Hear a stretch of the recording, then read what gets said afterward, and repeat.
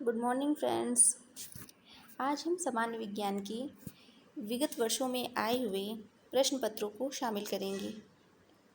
ये श्रृंखला हमारी घटना चक्र के सभी प्रश्नों को सम्मिलित करने की है जो पूर्व की परीक्षाओं में आ चुके हैं। तो फ्रेंड्स, ये वीडियो हमारा आरओ, एआरओ और बीओ के एग्ज़ाम के लिए बहुत ही ज़्यादा महत्वपूर्ण है, क्योंकि आप देखेंगे कि इन प्रश्न पत्रों में क्वेश्चन रिपीट हुए हैं। मैक्सिमम 60 to 80% क्वेश्चन रिपीट हुए हैं। करेंट अफेयर आप छोड़ दें तो फिर, और करेंट अफेयर्स के लिए तो मैं अलग से ही वीडियो बनाती ही हूँ। और तो चलिए फिर शुरू करते हैं, समय वेस्ट ना करते हुए। हमारा पहला प्रश्न है, निम्नलिखित में से किसने न्यूटन से पूर्व में ही बता दिया था कि सभी वस्तुएं पृथ्वी की ओर आकर्षित होती हैं? तो इसका सही जवाब है ऑप्शन डी, ब्रह्मगुप्त। ब्रह्मगुप्त गुप्तोत्तरकालीन गणितज्ञ एवं खगोल शास्त्री थे। इन्होंने ब्रह्म सिद्धांत की रचना की और सर्वप्रथम यह बताया था कि पृथ्वी सभी वस्तुओं को अपनी ओर आकर्षित करती है। हमारा अगला प्रश्न है, गुरुत्वाकर्षण का सिद्धांत किसने दिया था? तो गुरुत्वाकर्षण का सिद्धांत आइजैक न्यूटन ने दिया था। गुरुत्वाकर्षण का सिद्धांत क्या है? गुरुत्वाकर्षण का सिद्धांत है, गुरुत्वाकर्षण पदार्थों द्वारा एक दूसरे की ओर आकृष्ट होने की प्रवृत्ति है। सर आइजैक न्यूटन ने गति के 3 नियमों एवं गुरुत्वाकर्षण सिद्धांतों को प्रतिपादित किया। न्यूटन ने क्या किया था? गति के 3 नियम दिए थे और गुरुत्वाकर्षण का सिद्धांत दिया था। तो देखिए क्या होता है गुरुत्वाकर्षण का नियम। कणों के बीच कार्य करने वाले पारस्परिक आकर्षण को गुरुत्वाकर्षण और उसमें उत्पन्न बल को गुरुत्वाकर्षण बल कहा जाता है। हमारा अगला, गुरुत्वाकर्षण के सार्वभौमिक नियम का प्रतिपादन किसने किया था? तो वे हैं न्यूटन ने किया था। तो इनके नियम के अनुसार यह फॉर्मूला बनता है, G=F=G m1m2/r²। अगला प्रश्न है, अंतरिक्ष यात्री निर्वात में सीधे खड़े नहीं रह सकते क्योंकि गुरुत्व नहीं है। अंतरिक्ष में कम गुरुत्व के चलते अंतरिक्ष यात्री सीधे खड़े नहीं रह पाते। कम गुरुत्व में लंबे अंतरिक्ष अभियानों में यात्रियों को पेशीय क्षय और अस्थियों के घनत्व की कमी का सामना करना पड़ता है। तो इस फोर्थ क्वेश्चन का जवाब क्या हुआ? अंतरिक्ष यात्री निर्वात में सीधे इसलिए नहीं खड़े हो पाते क्योंकि वहाँ गुरुत्व नहीं होता है। हमारा अगला क्वेश्चन है, अंतरिक्ष यान जो चक्कर लगा रहा है से एक सेब छोड़ा जाता है तो वह क्या करेगा? यानी कि अंतरिक्ष यान में जो अंतरिक्ष यान चक्कर लगा रहा है उससे एक सेब छोड़ दिए तो क्या करेगा?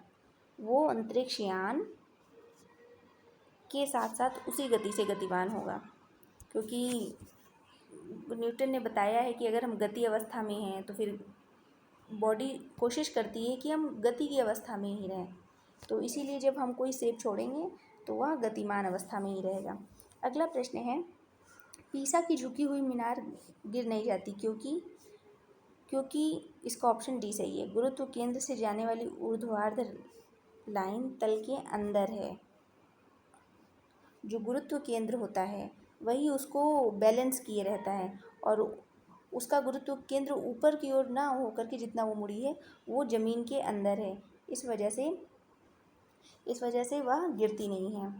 ये बताया भी गया है, गुरुत्व केंद्र वह बिंदु होता है जहाँ वस्तु का संपूर्ण द्रव्यमान संकेंद्रित होता है।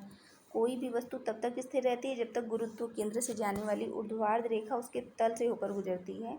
अभी भी पीसा की मीनार की गुरुत्व केंद्र से होकर जाने वाली ऊर्ध्वाधर रेखा मीनार के तल के अंदर है, इसीलिए झुकी हुई मीनार अभी तक गिरी नहीं है।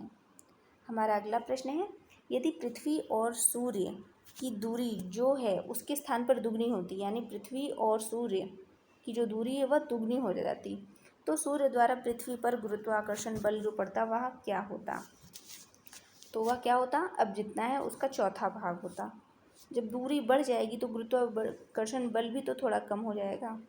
तो उसका फॉर्मूले के हिसाब से ये देखिए यहाँ पर इन्होंने लगाया है, अगर उसकी दूरी r है और गुरुत्वाकर्षण के सार्वत्रिक नियम के अनुसार ये फॉर्मूला बना, फिर हमने दूरी को क्या कर दिया, ये r को दुगना कर दिया, ये देखिए नीचे हमने दुगना कर दिया है, 2r कर दिया है, तो क्या हो गया, G ms, ms मतलब सन, me मतलब अर्थ का द्रव्यमान, अपॉन 4r²। अब इन दोनों इसको और पहले वाले फॉर्मूले को इनको सॉल्व करेंगे तो हमारा ये आंसर बनेगा। तो 1/4, 1/4 उसका रह जाएगा। गुरुत्वाकर्षण बल जो पड़ता है वो कितना होगा, 1/4 रह जाएगा। हमारा अगला क्वेश्चन है, जब कोई वस्तु ऊपर से गिराई जाती है तो उसका भार। जब कोई वस्तु ऊपर से गिराई जाती है, अगर हम वायु के प्रभाव को नहीं नग्न मान लें, तो मतलब कुछ भी नहीं मान लेंगे, उसको आदर्श कंडीशन में हवा का कोई प्रभाव ही ना माने, तो वह अपरिवर्तित रहेगा। जब उस पर कोई दाब या बल नहीं पड़ेगा, कोई वस्तु ऊपर से गिराई जा रही है, तो वह वैसे ही की वैसे ही रहेगी। तो हमारा अगला, लकड़ी, लोहे व मोम के समान आकार के टुकड़ों को समान ऊंचाई से पृथ्वी पर गिराया जाता है, तो कौन सा टुकड़ा सर्वप्रथम पृथ्वी पर पहुंचेगा। तो इसका आंसर होगा ऑप्शन डी, सभी साथ पहुंचेंगे, क्योंकि वायु प्रतिरोध को नग्न मानते हुए समान ऊंचाई से गिराए जाने वाली लकड़ी, लोहे, मोम के आकार के टुकड़े पृथ्वी की सतह पर पहुंचेंगे एक साथ, क्योंकि सब पर एक समान गुरुत्वीय त्वरण कार्य करेगा, क्योंकि गुरुत्वीय त्वरण एक साथ मतलब सब पर समान कार्य करेगा। हमारा अगला प्रश्न है 12, कथन, चंद्रमा पर मानव का वजन पृथ्वी की तुलना में 1/6 रहता है, इसका कारण क्या इन्होंने दिया। चंद्रमा पर पृथ्वी की तरह गुरुत्वाकर्षण नहीं है, निम्नलिखित कूटों का उत्तर का चयन कीजिए। तो इसका जवाब होगा ऑप्शन सी सही। कथन सही है कि चंद्रमा पर मानव का वजन पृथ्वी की तुलना में 1/6 रहता है, किंतु इसका कारण गलत है कि चंद्रमा पर पृथ्वी की तरह गुरुत्वाकर्षण नहीं है। चंद्रमा पृथ्वी का एक उपग्रह है। चंद्रमा के गुरुत्वीय त्वरण का मान पृथ्वी के जी के मान का 1/6 है। बस यही एक वजह है कि वहाँ पर व्यक्ति का भार उसके पृथ्वी पर उसके भार का 1/6 भाग होता है, जबकि चंद्रमा पर गुरुत्वीय त्वरण होता है, लेकिन पृथ्वी के जी के मान से 1/6 ही होता है, इसीलिए वहाँ वजन कम लगता है। हमारा अगला प्रश्न है, किसी पिंड का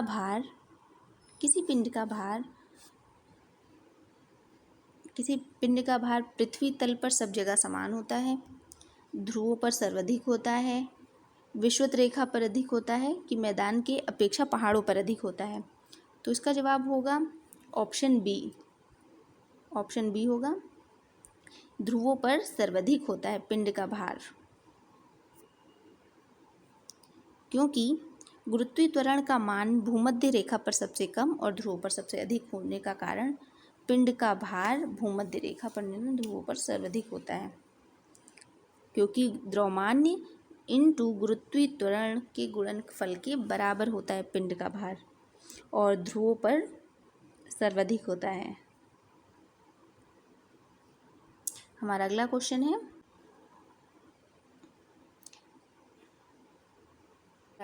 है, रेडियम मैच कराना है।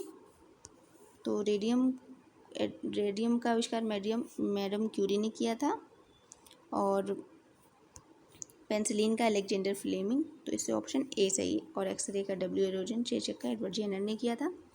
हमारा अगला क्वेश्चन है, पृथ्वी अपने कक्ष में लगभग 4400 किलोमीटर प्रति घंटा की गति से घूमती है, इस तेज गति को हम अनुभव क्यों नहीं करते। इसका ऑप्शन बी सही है, अपने कक्ष में पृथ्वी की गति की अपेक्षा हमारी गति शून्य होती है। हमारा अगला प्रश्न है, यदि पृथ्वी का गुरुत्वाकर्षण बल अचानक लुप्त हो जाता है तो निम्नलिखित में से कौन सा परिणाम सही होगा। अगर पृथ्वी पर गुरुत्वाकर्षण बल लुप्त हो जाएगा तो वस्तु का भार शून्य हो जाएगा, परंतु द्रव्यमान्य वही रहेगा। हमारा अगला क्वेश्चन है, पृथ्वी के चारों ओर परिक्रमा करता कृत्रिम उपग्रह इसलिए पृथ्वी पर नीचे नहीं गिरता क्योंकि पृथ्वी का आकर्षण, ऑप्शन डी, उसकी गति के लिए आवश्यक त्वरण प्रदान करता है। ये क्वेश्चन IAS 2011 में पूछा गया है। हमारा अगला प्रश्न है, एक भू उपग्रह अपने कक्ष में निरंतर गति करता है, वह अभिकेंद्र बल के प्रभाव से होता है, जो प्राप्त होता है उसे पृथ्वी द्वारा उपग्रह पर लगने वाले गुरुत्वाकर्षण बल के कारण उसे अभिकेंद्र बल प्राप्त होता है। तो ऑप्शन बी सही है इसका। अगला क्वेश्चन है, कृत्रिम उपग्रह पृथ्वी से सुस्पष्टता से ट्रैक किया जा सकता है। किसके द्वारा? तो इसका जवाब होगा डॉपलर प्रभाव के द्वारा उसको ट्रैक किया जा सकता है। हमारा अगला क्वेश्चन है, तो फ्रेंड्स आपको ये मेरा सेशन कैसा लगा प्लीज़ कमेंट बॉक्स में ज़रूर बताइएगा और मेरे वीडियो को लाइक शेयर और चैनल को सब्सक्राइब ज़रूर कीजिए, क्योंकि एक बार आपने वीडियो तो देख ली लेकिन फिर अगर आपको नेक्स्ट टाइम देखना है तो इतने ज़्यादा चैनल हैं आप कहाँ सर्च करेंगे, तो इसलिए उनको सब्सक्राइब ज़रूर कीजिए और आपके आसपास जो भी स्टूडेंट हो पढ़ने वाले उनको भी बताइए कि इस चैनल पर पढ़ाया जाता है घटना चक्र के प्रश्नों को, जो कि पिछले विगत वर्षों में आ चुके हैं और बहुत ही परीक्षा की दृष्टि से महत्वपूर्ण है। धन्यवाद।